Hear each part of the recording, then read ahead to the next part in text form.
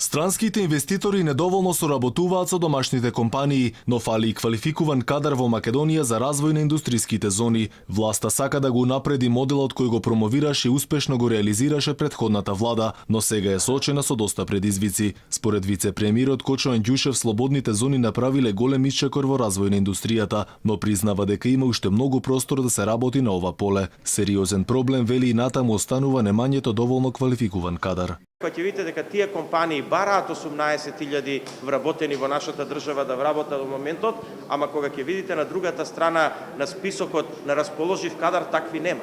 Проектот Слободни економски зони се развиваше со политиката на државни поволности и олеснети процедури за водење бизнис, кој во изминативе десетина години привлекува голем број странски компании. Тоа останува и еден од клучните мотиви за инвеститорите кои бараат овој модел да се унапреди, но и да стане уште поефикасен.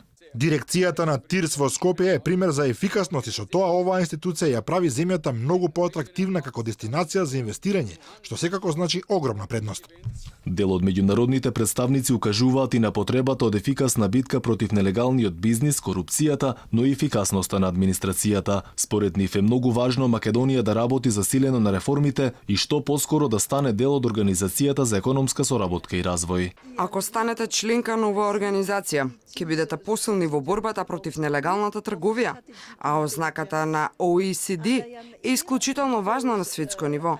Исто така, ова членство ви помага во преговорите за членство во Европската Унија.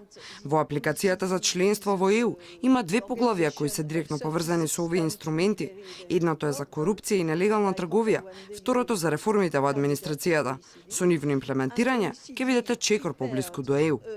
Во земјава засега има 15 слободни зони, од кои 8 се целосно оперативни. Само лани 19 компании потпишаа договори за градба на фабрики. Странските инвестиции за власта се еден од клучните двигатели на растот, паралелно со домашните компании кои според новата стратегија исто така може да добиваат државна помош.